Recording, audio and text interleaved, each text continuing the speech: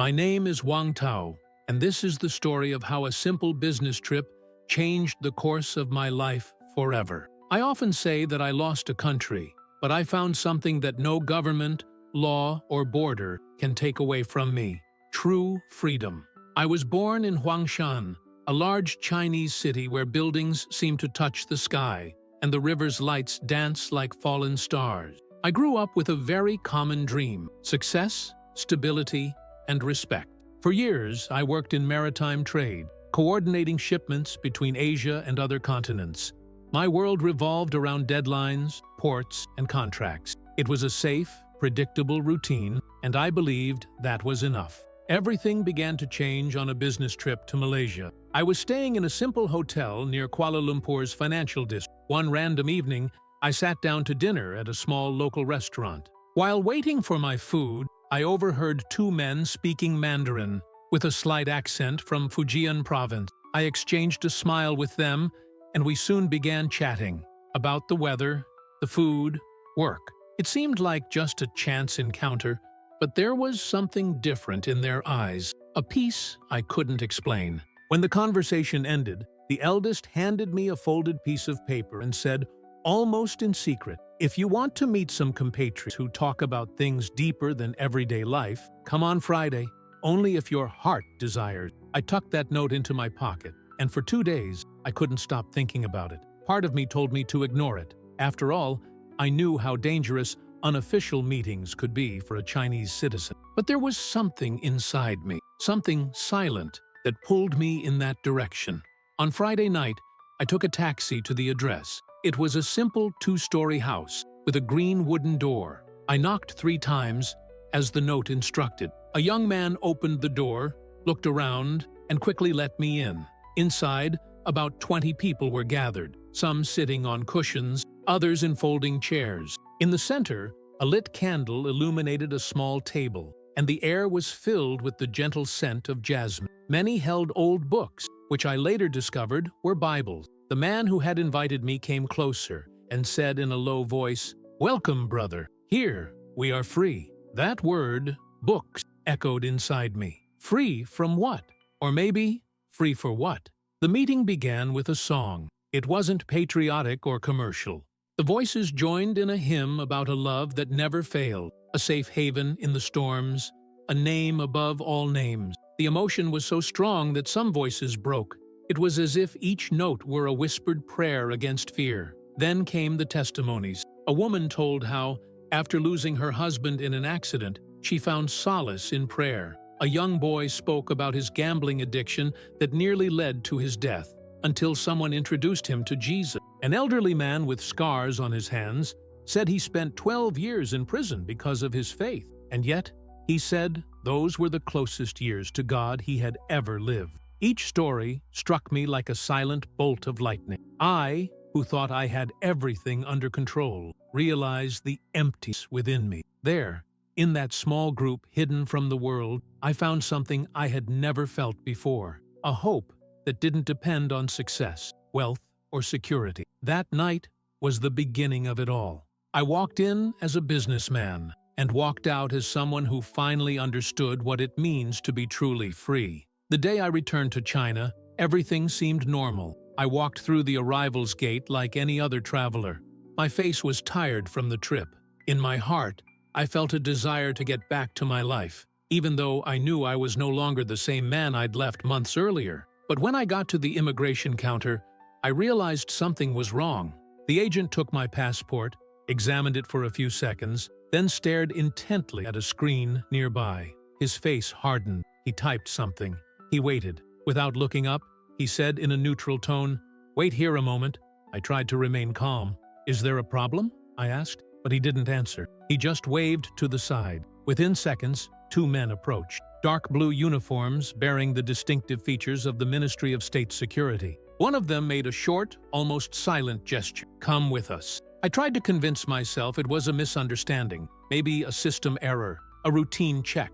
I repeated it to myself like a mantra. Routine check-in, just a routine check-in. But inside, my heart already knew. They took me to a white, windowless room with a single metal table in the center. The walls seemed to close in around me. One of the agents extended his hand.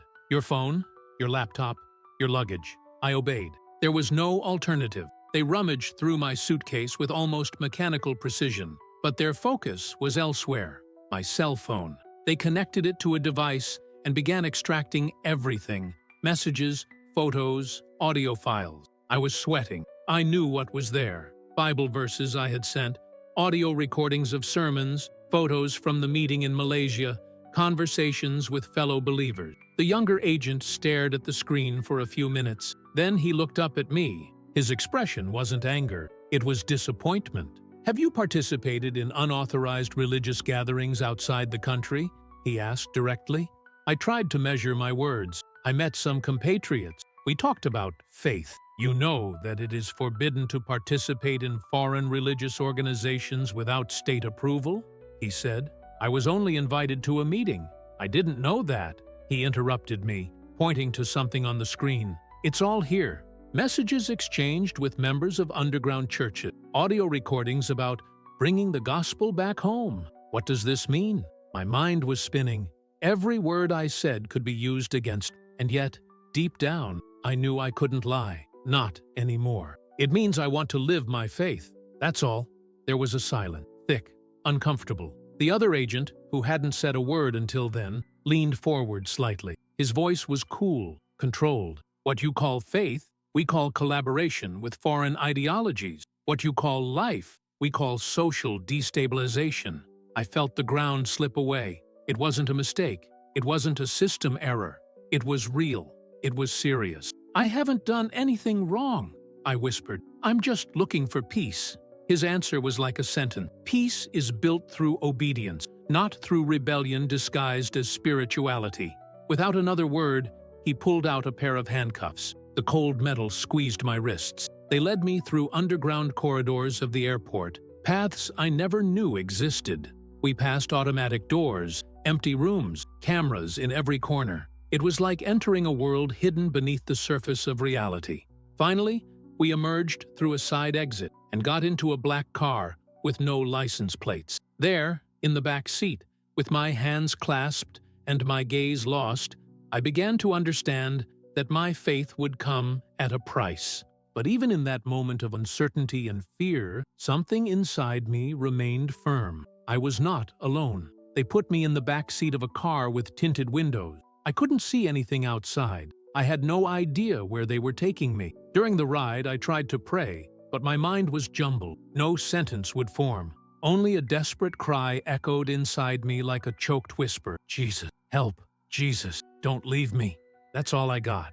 After a long wait, I can't quite remember how long, we arrived at a building on the outskirts of Huanggu. From the outside, it looked like an abandoned warehouse, gray, with no sign, no windows, completely anonymous. But inside, it hid a maze of cold corridors lit by fluorescent lights that buzzed like trapped insects. I was searched, photographed, and ordered to remove my belt, watch, and shoes. I was given a gray uniform without pockets and led down a long corridor, each footstep echoing like a warning. At the end, a heavy metal door creaked open, revealing the cell where I would be held. It was a concrete box about 10 feet by 6 feet, 4 pale walls, a solitary light bulb in the ceiling, which never went out, a metal plate welded to the wall as a bed, a hole in the floor that served as a bathroom. No windows, no sound except the faint hum of electricity in the ceiling. The cold was constant, seeping into the bone. The air was stuffy, thick with damp and the smell of cheap disinfectant. I sat on the edge of the bed, hugging myself, trying to warm myself with my own arm. With no clock, no natural light, no reference to time, it was as if the outside world had ceased to exist.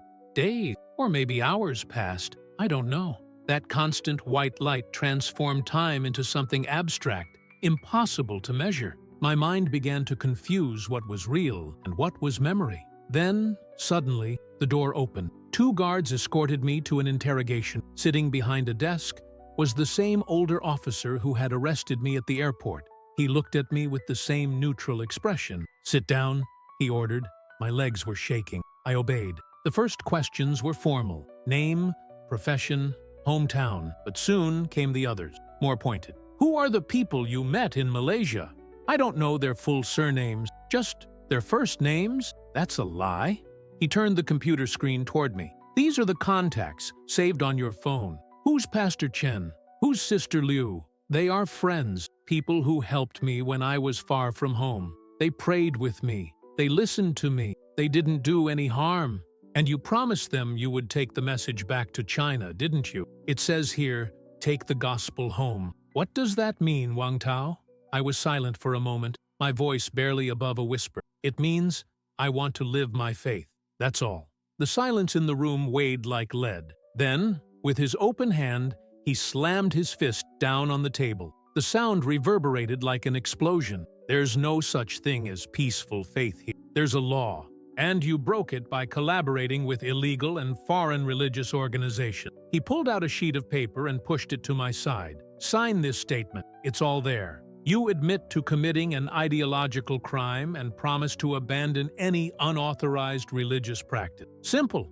One piece of paper, one signature, and it's all over. I took the paper with trembling hands. I read it. It was a forced confession, a document in which I would renounce my faith and pledge never again to gather with fellow Christians or share anything related to the gospel. I closed my eyes. I felt the weight of the moment. My hands were sweating. My throat burned. Everything inside me screamed for freedom, for safety, for an end to the torment. But deep within me, there was a soft, steady voice, like a thread of light in the darkness. Do not deny him who found you. I took a deep breath, and then, with a choked but determined voice, I replied, I can't sign this. The police officer looked at me, surprised. I will not renounce my faith. The officer stared at me for a few seconds, and for the first time, I noticed something different in his face. It wasn't anger nor coldness. It was almost pity. Then you'll have time to think, he said, his voice neutral. Plenty of time. And they returned me to the cell. The door closed with the sharp clang of the bolt, a sound that cut through the air, as if marking the beginning of something. It was as if time itself had been sealed there with me. Then my descent began, a silent abyss. The cell was a place where time disappeared, where no voices echoed, where only my thoughts remained, and they began to become my worst enemies. It was as if I were being slowly peeled away from the inside, layer by layer. If you've ever been pressured to abandon something you truly believe in, you'll understand. And if you're willing to share, maybe it will help not only you, but me too. Sometimes, just knowing we're not alone is a kind of salvation. For the first few days, I tried to maintain a grip on reality. I counted each time a metal tray of cold rice was slid under the door. Breakfast, lunch, dinner, I told myself. But soon, the pattern broke. Sometimes the food arrived after long intervals. Sometimes it seemed to arrive one after the other. What was morning? What was night? There were no windows, no change in light. Just that one overhead light, constantly on, searing my retinas with an oppressive white light.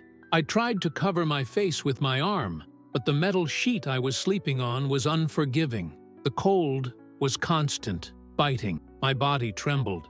I began by trying to resist with discipline. I forced my body to move, push-ups, squats, anything to keep from rotting away. And quietly, I recited verses I still remembered. The Lord is my shepherd, I shall not want.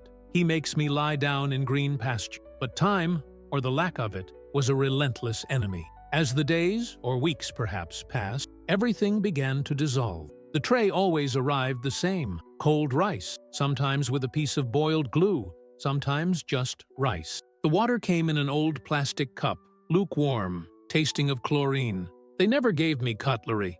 I ate with my hands. The guards never spoke. They just opened the small flap in the door, slid the food in, and disappeared. Sometimes I tried to meet their eyes, searching for a sign of empathy, but I only saw masks. Silence began to become the worst punishment. It was absolute, a silence so dense it seemed to press against my ears until I heard buzzing sounds that weren't there. In desperation, I began rapping my knuckles against the wall, trying to provoke an echo, any sound. But the concrete swallowed everything. Nothing responded. Then the interrogations began. Without warning, without pattern. Sometimes they came for me after long periods of silence. Other times, it seemed barely a few hours had passed. The same old room, metal table, cold chairs, too bright overhead light, and the same agent, the middle-aged man, always with the same weary expression, as if he were as trapped in this job as I was in this cell. He would sit down, open a folder, and ask, "Mr. Wang, have you reconsidered your position?" I took a deep breath and replied, each time with a weaker voice, "I cannot deny what I know to be true." He stared at me in silence for a few seconds. Then he said, "Mr. Wang, you are an educated man. You know how dangerous this is. You are wasting your life for an idea." But what he called an idea was, for me, a living person, a presence that, even there, in the midst of the silence, the cold, and the darkness, remained with me. Jesus had not left me. "Mr. Wang," the agent said, calmly leafing through some papers, "you understand how things work. If you sign this statement, all this will be over. You will be able to return home, see your mother, and return to work. Your life will return to normal." But every time he mentioned my mom, something inside me snapped. I saw her in my mind, pacing our small apartment, calling hospitals, asking for me, perhaps imagining the worst. She had no idea where I was. "Does she know I'm here?" I asked hoarsely. The police officer folded his hands on the table and replied without emotion, "It's up to you, sir. Sign, and we'll let her know you're okay." It was at that moment that I realized the kind of game they were playing. It wasn't just about faith or politics. It was about break love, using the most sacred bonds as a tool of control. And for a brief moment, I almost gave in. I thought, it's just a piece of paper, just a few words. I can sign it and keep believing in secret. But then I remembered the brothers I met in Malaysia. I remembered the elderly man with scarred hands who spent 12 years in prison without renouncing. I remembered the woman who lost her husband but didn't lose her faith. If they resisted, who was I to give up so easily? "I can't sign," I mumbled weakly. "I'm sorry." The agent sighed, shaking his head as if regretting a lost opportunity. "Then you will have more time to reflect." And so they returned me to the cell. It all started again. The days, or weeks, I don't know, dragged by like mud. I began to talk to myself. At first, it was in whole prayers. "Lord, give me strength. Don't let me fall." Then the sentences began to unravel, like my own mind. "Strength, help me not to fall," until only moans remained, meaningless sounds. My body weakened. My mind wavered between lucidity and delirium. I saw shadows moving on walls where there was nothing. Sometimes I heard footsteps approaching, but no one came. Once, I swore I saw my mother's face etched in the cracks of the concrete, looking at me sadly. I reached out, touched the wall. Only the harsh cold answered me. I realized then that the deepest fear was not of physical pain. It was of disappear. Lose yourself until you no longer know who you are. Who was I without my work? Without my reflection in the mirror? Without anyone calling me by name? Who was I without a calendar? Without a clock? Without human sound? If you've ever felt this way, like your identity was dissolving, I understand. And if you can, share what sustained you when everything seemed to be falling apart. Sometimes, sharing is a way to keep existing. One night, or what my body believed was night, I broke. I lay curled up on the metal sheet, hugging my knees, shaking uncontrollably. The tears came like an avalanche, uncontrollable. It wasn't sadness. It was pure terror, the fear of ceasing to be, of becoming invisible even to myself. I shouted to the ceiling, "God, where are you? You promised not to leave me. You promised to be with me." My voice echoed off the walls and died there. No response, only silence. I stayed like that for hours, or maybe days, breathing between sobs, my chest tight, my mind on the verge of breaking. But it was right there, at that point where I thought I would finally break, that something different happened. It was not an audible voice. It was not a miraculous vision. It was just a whisper inside me, light, calm, impossible to describe, like a memory that did not come from my own thoughts. "You are not alone, never was." And in that moment, Even surrounded by concrete, cold, and silence, I knew he was still with me. After that whisper, "You are not alone," something inside me quieted. I stopped crying. I sat up slowly and, with the back of my hand, wiped the tears from my face. This time, I began to pray differently, without words, without requests, just breathing. Each breath was a Jesus, each exhalation a help me. There was no eloquence, no pretty phrases, just the rhythm of life pulsing again within me, a breath of faith. Jesus, inspire, help me, breathe out. This is how I learned to pray with my body. This simple breath became my anchor, my thread of sanity. When the dark thoughts came, and they came relentlessly, I returned to the name, to the sound of Jesus, the certainty that even if everything collapsed, he remained. The interrogations continued, shorter, more direct, colder. "Mr. Wong," the agent said in one of the sessions, "we contacted your employer. He said you were an exemplary worker. Why ruin your life for a foreign superstition?" "It's not superstition," I replied. "It's the truth. It's what gives meaning to everything else." "And what's the point of being here?" he countered. "What's the point of suffering unnecessarily?" I was silent for a moment, then I answered honestly, "I don't know.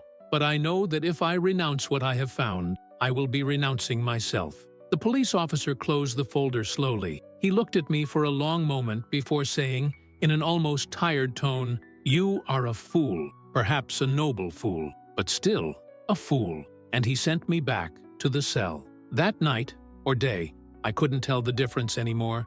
The cold was especially cruel. Lying on the metal plate, I breathed the name of Jesus with my eyes closed, trying to find some warmth within me. It was then that something happened that I will never forget. Amidst the absolute silence, I heard a voice, so distant, so faint, that at first I thought it was all in my mind, but it continued, a tremulous melody, scratching the air. "Great is your faithfulness, O eternal God." I opened my eyes, suddenly. My heart raced. Was this real? Or was it the first sign of madness? But the song continued, softly, through the concrete. "Your compassion does not change. It comes from you." I sat down, shivering, pressing my ear against the cold wall. The sound was there, faint but true. A human voice, someone, somewhere nearby, singing the same hymn that so often echoed in simple churches, in secret meetings, on nights when faith needed to whisper so as not to die. I tried to answer, but my throat closed with emotion. I could only whisper, "Is anyone there?" No response, just the music. But the melody persisted, steady and constant, like a beacon shining in the midst of a storm. And there, in that moment, something changed inside me. For the first time in weeks, I smiled. I was not alone. God had not abandoned me. Somewhere, perhaps in another cell, another heart was singing, and that chant, simple, almost invisible, became my living proof that the light still existed, even in the darkest place I had ever known. From that night on, everything changed. I was no longer against silence. Now there was a voice, an invisible bridge between two imprisoned souls, sustained by the same hope. And even without knowing who it was, even without us ever exchanging a word, that song gave me a new purpose, to keep breathing, to keep believing. Because if God could break through concrete walls, to unite two of his children, then nothing was impossible. For a brief moment, I thought it was a trap, that the guards had set up loudspeakers to test my resistance. But deep down, I knew it was not a human trick. It was God himself reminding me, through another voice, that he was still there. For the first few days, I thought I was losing my sanity. Prolonged solitude and oppressive silence could easily create sounds that weren't there. So when I heard the first chant coming from somewhere beyond the walls, I thought it was a hallucination, an echo of my mind struggling to survive. But the next night, the melody returned. This time, clearer. It was a human voice, tired, tremulous, but alive. It sang in Mandarin with a slight northern accent, dragging out some syllables, stumbling over the highest notes. Sometimes the voice would fall silent for a moment, as if the singer needed to take a deep breath or summon the courage to continue. "Great is your faithful, O eternal God. Your compassion never changes." I slowly stood up and approached the wall where the sound seemed to be coming from. I braced my hands against the cold concrete and closed my eyes. I felt a barely perceptible vibration, as if the wall itself was pulsing with the melody, carrying that hope through meters of stone and steel. I wanted to scream. I wanted to say, "I'm here! You're not alone!" But I held back the urge. I knew that if the guards noticed, they would separate us, and that voice was the only spark of life left in that silent hell. So I did what I could. I responded silently. I leaned my cheek against the wall and began to hum softly, so softly that perhaps even I couldn't hear. I didn't know if my attempt would reach him, but I had to try. I had to show that his faith had reached the void and touched another heart. Tears came without warning, not of sadness, but of gratitude. Tears for not being completely alone, for feeling that even there, God still found ways to unite His children. After the singing ceased, I lay still, waiting, and it returned. Night after night, the voice would come again. Sometimes it was the same hymn, other times it was a psalm. He who dwells in the secret place of the Most High. And I would let those words lull me like someone holding on to the last rope before falling. That voice became my own personal dawn. Even without windows, without changes in the light, my body began to recognize the moment the song would come. When it began, I would sit on the floor, lean my back against the wall, and breathe along with the music. I would inhale with a Jesus, exhale with a help me. And in that rhythmic breathing, I perceived a presence that the concrete could not hide. I knew, with a certainty no torture could extract, that it was no coincidence. God had placed two of His children side by side, separated by walls, but united by the Spirit. And when I returned for the next interrogation, something in me had changed. The same old police officer watched me silently, perhaps intrigued. "Why are you smiling, Mr. Wang?" he asked, frowning. I calmly replied, "Because I know I'm not alone." He looked at me with disdain. "He's in total isolation. Of course he's alone." I nodded, and for the first time, I felt a kind of freedom they could never understand. You don't understand, and I sincerely hope you never have to. The police officer slammed the briefcase shut, letting out a loud bang that echoed through the room. "You're losing your mind, Mr. Wang." "Maybe," I replied calmly. "Or maybe I'm finally finding reason for the first time." I was taken back to my cell. That night, I waited for the coroner, but it never came. The hours dragged on, and I remained with my ear pressed to the wall, my heart racing, begging for a sound, any sound, nothing, not a note, not a murmur. The silence felt heavier than ever. My mind began to torture me with questions. Had they transferred him? Had he fallen ill? Or had his voice, my only companion, been silenced forever? Panic consumed me. I hadn't realized until then how much I depended on that voice. It was my watch, my anchor, my daily reminder that God was still there. Without it, I felt like my world was falling apart again. I fell to my knees and prayed desperately, "Lord, protect the one who sings. If anyone needs to be silenced, let it be me, but not him. Do not take away the voice that has kept me alive." The silence remained for too long, until, just as I was about to succumb, it happened. 3 soft knocks on the wall. I stopped breathing. 3 more beats, then a pause. My heart raced. It was him. I responded with the same 3 knocks, my hands trembling. For a moment, I feared the guards would hear the sound of my chest pounding. Soon, there were 3 more knocks from the other side. A silent dialogue began between 2 cells. "I am here," his beats said. "Me too," mine answered. "Don't give up," he insisted. "I am not going," I promised. And after that brief code, his voice returned, weaker, hoarser, but alive. "Great is your faithfulness, O eternal God," I cried. I cried like I'd never cried before. Not out of despair, but out of gratitude. Because in that moment, I understood something profound. God doesn't always send angels with luminous wings or open iron doors with spectacular miracles. Sometimes He acts more subtly, through a weary voice on the other side of the wall. In that cold cell, I realized that the miracle was exactly this. We were not alone. 2 voices, 2 beats, 2 souls united by faith. And in the place most designed to extinguish hope, it blossomed. That night, when the singing ended, I leaned my forehead against the wall and whispered, "Thank you, brother. I don't know who you are, but thank you." I didn't hear a response, but I felt, deep down in my being, that he had heard me too. From that day on, the weeks became more bearable. The cold was the same, food was still scarce, and the interrogations continued. But there was one difference. Every night, the singing returned. We created a little ritual. He would sing 3 hymns, and at the end of each one, I would respond with 3 knocks. It was our way of saying, "I hear you. You still exist. Your voice has not fallen into the void." Until one night, something changed. After the 3rd hymn, he began to sing a melody I had never heard before. The lyrics went, "So wonderful is the grace of the Lord, that reached me in the midst of pain. Even in prison, his light shone, and the fear, finally, was silenced." I stood still, my heart pounding in my chest. This new song seemed to have been written just for the 2 of us. I was blind, but now I see. I was lost, and he found me. When I heard those words, my whole body froze. That hymn wasn't just any hymn. It was the hymn.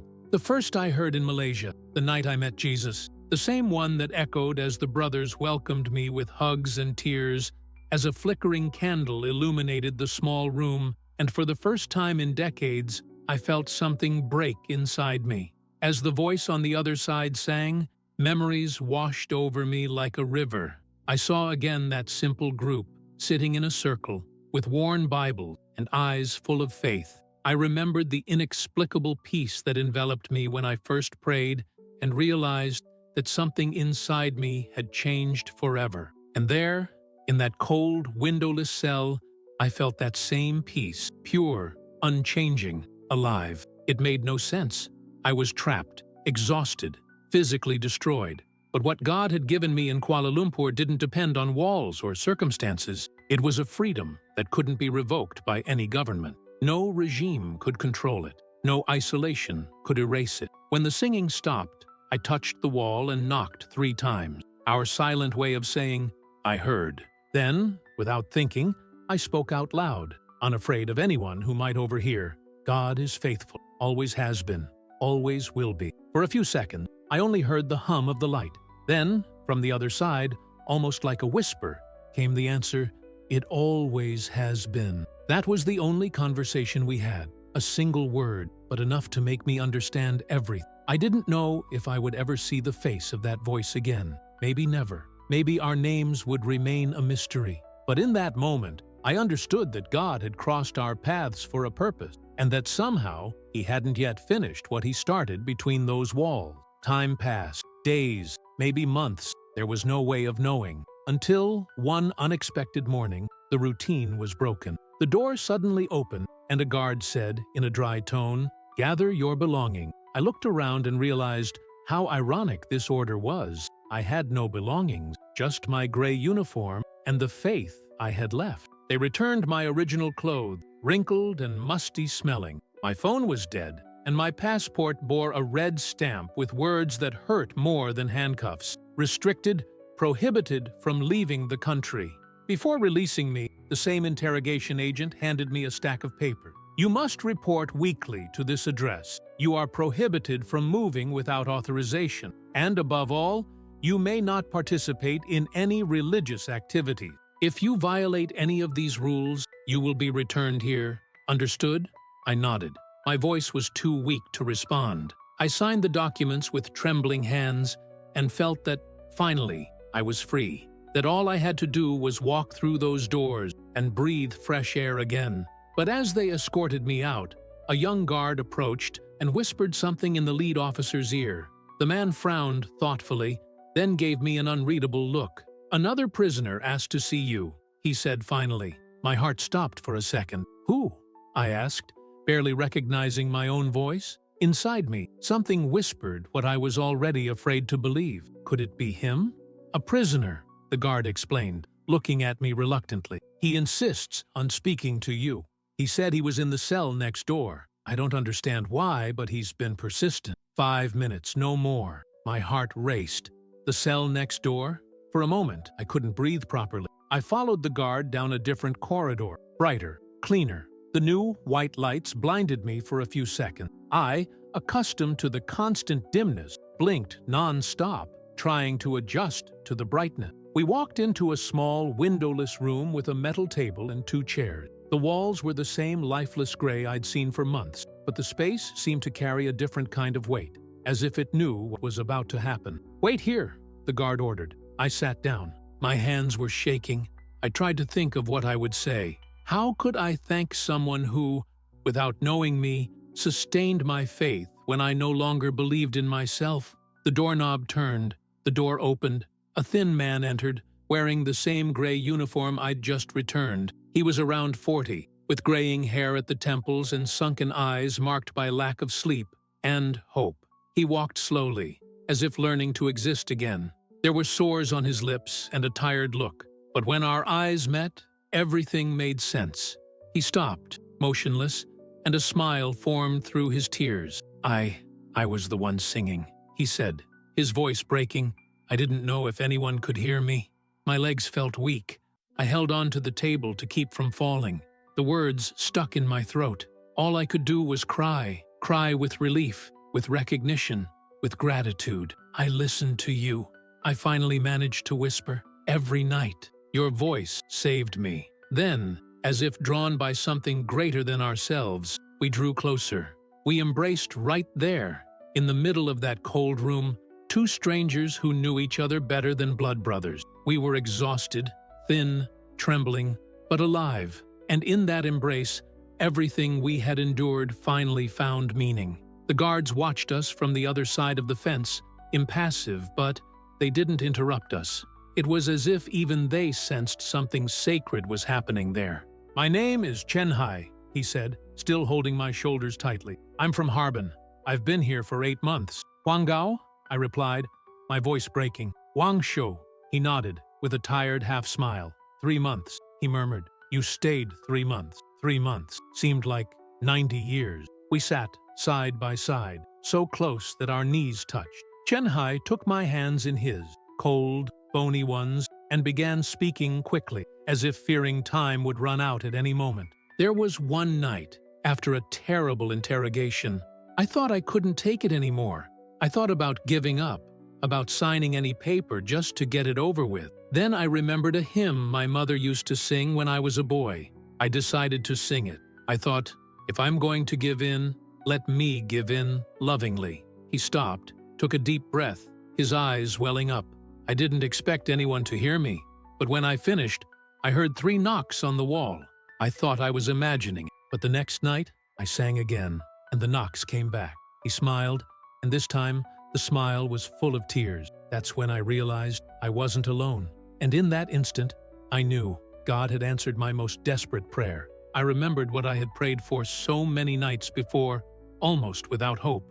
"Lord, don't let me sing in vain. If there's anyone who needs to hear it, give me a sign." Chen Hai cried in front of me, and so did I. The tears flowed, without me trying to hold them back. "You were that sign," he said, his voice breaking. "Since that night, I've sung every day, thinking, there's a brother on the other side, resisting with me. I can't give up. If he hears, God hears too." I tried to speak, but my voice failed me before I could even form the words. "You don't know how many times I wanted to scream your name," I managed, my throat dry, but I was afraid the guards would find out, afraid they would separate us. Your singing was all that kept me sane. It was the sound that reminded me I was still human. Chen Hai nodded slowly, his face marked with a sad smile. "I understand," he replied. "I felt that fear too. That's why I never tried to speak out loud. I just sang and trusted that God would carry the melody where it needed to go." At that moment, someone knocked on the door. "2 minutes," said a cold voice on the other end. Time was passing too quickly. Chen Hai squeezed my hands tightly. "Will they release you too?" I asked, with a hope I knew was fragile. He looked down and shook his head. "My case is different," he murmured. "I'm a repeat offender. I was arrested 10 years ago for leading a Bible study group. This time, it will take longer." My chest tightened. "Then why did they let you see me?" "I insisted," he explained with a half-smile. "I said I needed to talk to the brother in the next cell. I think the guards thought we were related, or that I was going to convince you to sign something. They just didn't know we'd never met before today." Another knock on the door. "Time's up," the guard announced. Chen-hai stood slowly, leaning against the table. I followed suit, and we hugged with all our strength. A long, desperate hug, as if we were trying to imprint the memory of that moment on each other. "Get out of here, brother," he whispered in my ear. "Leave the country if you can. Your voice needs to be heard. Tell what happened. Tell the world that God sings in prisons." "And you?" I asked, my eyes welling up. He smiled with serenity. "That peace that only those who truly know the presence of God can have. I will keep singing. Maybe there is another brother in another cell who needs to hear it. God never wastes pain. He transforms every suffering into a bridge between hearts." The guards approached. I tried to hold him back for a second longer. "Wait, how will I find you later? How will I know what happened to you?" Chen-hai turned around as he was already being led out. "You won't know," he replied with a firm look. "But God will know, and that's enough. One day, in eternity, we'll sing together again, without walls between us." The door closed, and that sound echoed inside me like the last chord of a sacred hymn. I never saw him again, but his face, his voice, his embrace, everything stayed with me.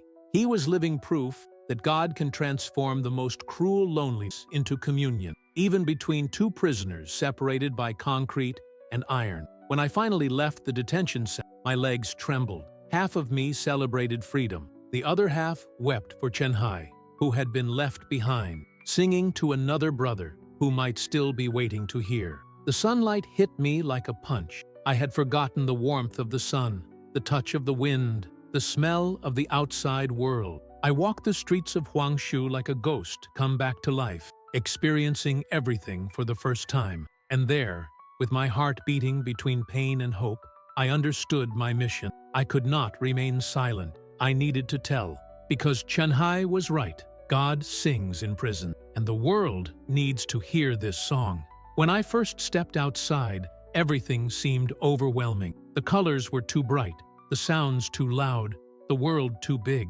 People moved quickly, talking, laughing, carrying bags, and I felt like a stranger in the midst of it all. My legs, weak from months of being without strength, barely held me up. I took a bus back to my old apartment. On the way, I looked out the window and saw the same skyscraper, the same bridges, the Pearl River reflecting the sunset. It was the same city, but I was no longer the same man. Something in me had died, and something new had been born. When I got off the bus, I saw my mother waiting at the door of the building. As soon as she recognized me, she ran toward me. Time had been cruel to her. Her hair was whiter, her hands trembled, her face more lined. "I thought I lost you," she said, collapsing into my chest. "They wouldn't let me see you. I searched hospitals, called police stations, but no one said anything. I thought you'd never come back." "I'm here, Mom. I'm here," I repeated, even though my own voice sounded distant, as if it were still coming from inside the cell. That night, she made soup, real soup, warm, smelling of food, tasting like home. As I ate, I told her everything: the prison, the cold, the interrogations, the music that pierced the walls and kept me alive. She listened to it all in silence, tears slowly streaming down her face. When I finished, she held my hands tightly and said, "Son, you have to go." I was in shock. "What?" "You need to leave the country," he insisted. "They'll come back. It's just a matter of time. I'd rather know you're far away, but free, than close and trapped forever." "But, Mom," my voice trailed off, "if I go, I might never see you again." She squeezed my hands even tighter. "If we don't see each other in this life, we will see each other in the next. Trust in God, my son. Go and tell what happened. Let the world know that he is still alive, even in prison." In the following weeks, I fulfilled the imposed obligation. Every Tuesday at 9 in the morning, I appeared in a gray, windowless office to sign reports and answer the same questions as always. "Did you attend religious meetings? Have you come into contact with foreigners?" And I would say, "No, no." But at night, I would meet again with the brothers of the underground church. Everything was done in silence, with care. An elderly man, whom everyone called simply Ten Lin, started helping me. He knew path, people, routes. We met in different places each time, sometimes in a market, sometimes in a crowded park, sometimes in train station. We never sat down. We just walked side by side, as if we were strangers. In one of these conversations, he said to me quietly, while pretending to pick vegetables, "The safest route is to Hong Kong, but you can't use public transportation. Your name is on watch list. You'll have to travel on roads few people know." I looked at him, surprised. "Is that possible?"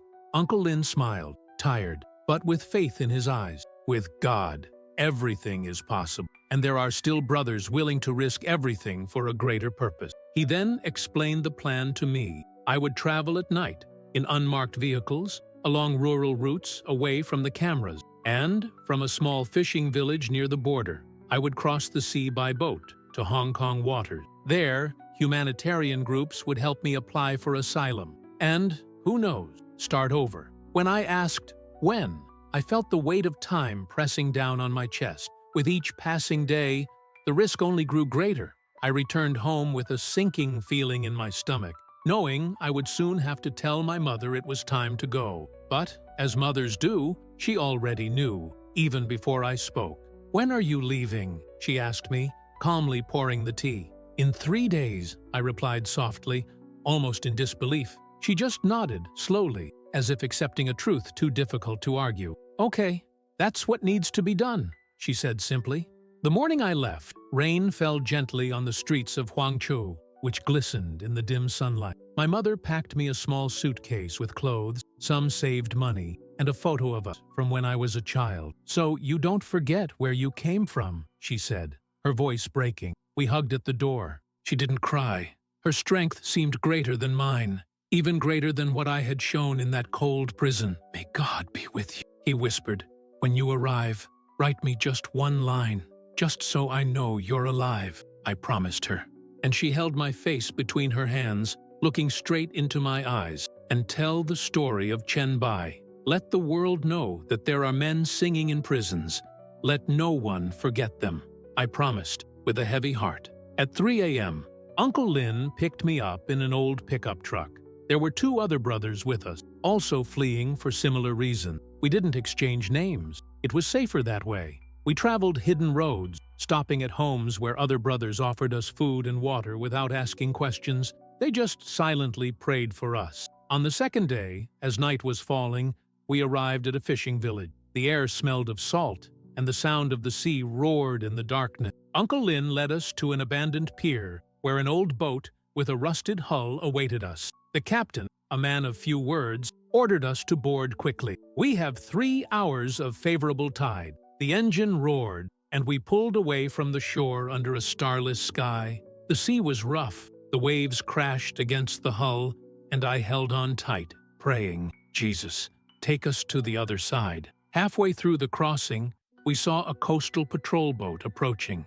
The captain cut the engine and we drifted, rocking with the waves. The boat's lights were coming closer. 300 meters, 200, 100.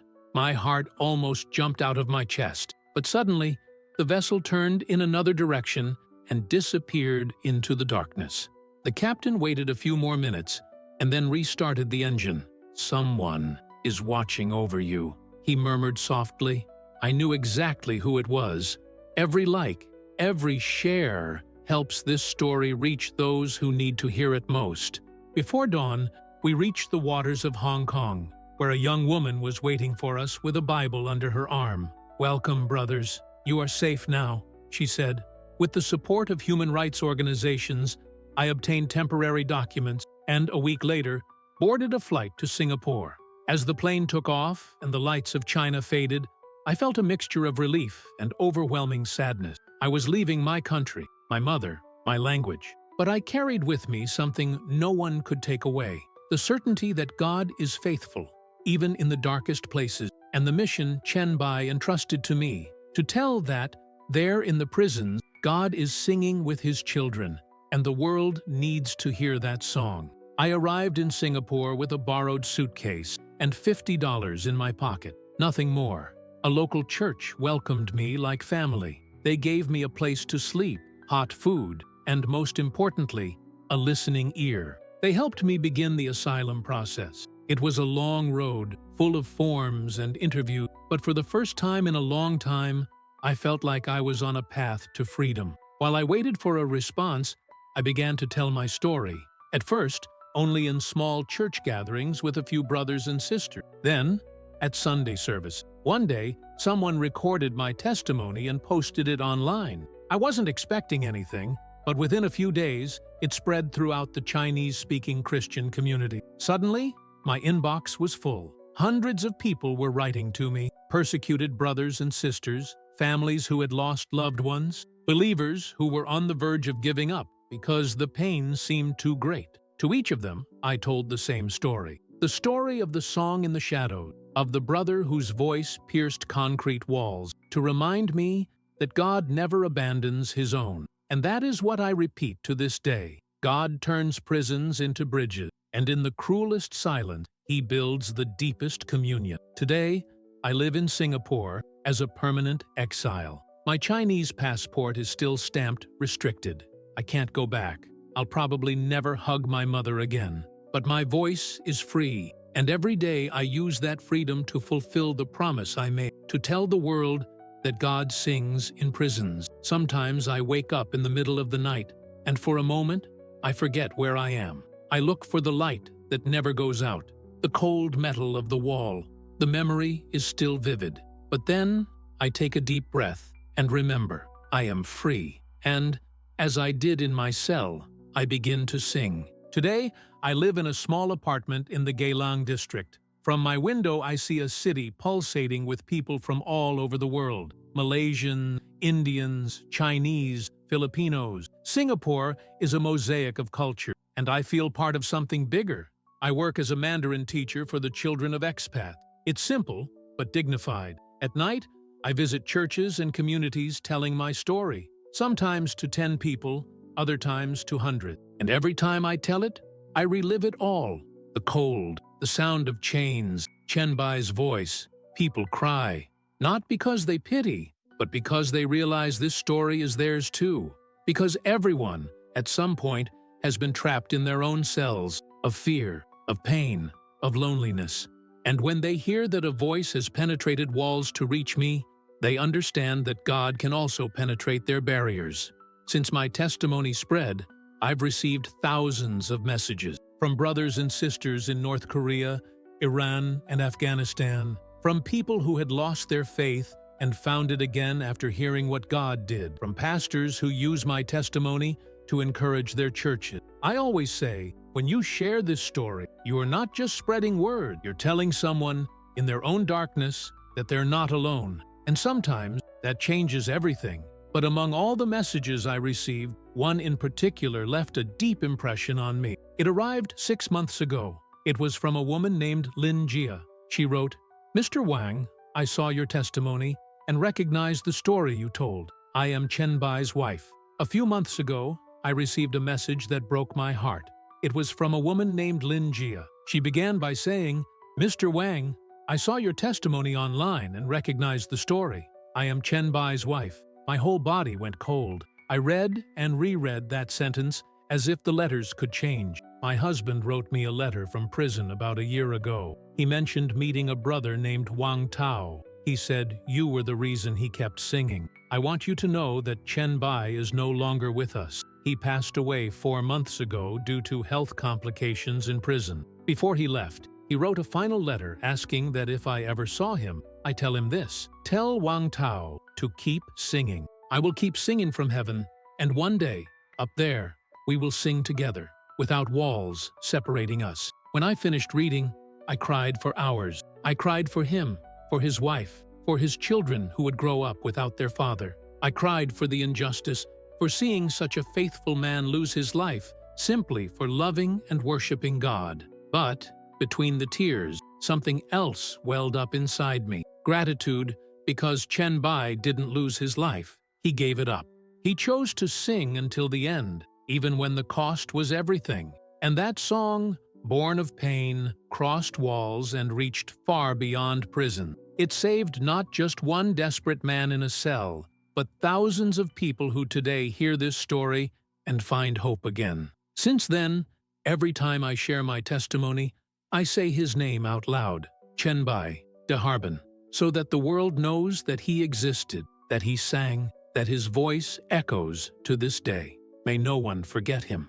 There are still nights when I wake up startled. For a moment, I think I'm back in my cell. I look for the light that never goes out, the cool metal against my back, the distant sound of a voice. Then I open my eyes and see my apartment in Singapore. I see the Bible on the nightstand. I see the photo of my mother.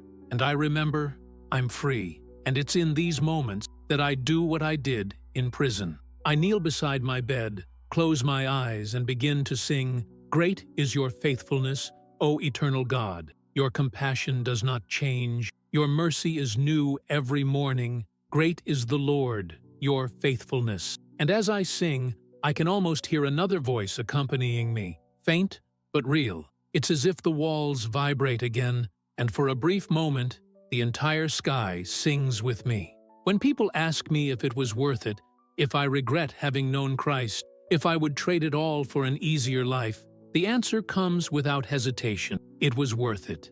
It was worth every cold night. It was worth every interrogation. It was worth every tear and every second inside that cell. Because there, where all seemed lost, I discovered a freedom that no government can grant and no prison can take away. I discovered that God does not abandon his children, even in the deepest shadows. He transforms pain into purpose, loneliness into communion. Today, I know without a doubt, no wall is thick enough to silence God's song. He sings in prisons, in hospitals, in deserts, and in broken hearts. Sometimes with human voices, sometimes with whisper the Spirit, but he always sings. And this song is stronger than any fence, deeper than any silence, and more eternal than any empire. If this story touched your heart, please share it. Because maybe, just as Chen Bai's voice once reached me, your voice can also reach someone who is trapped by fear,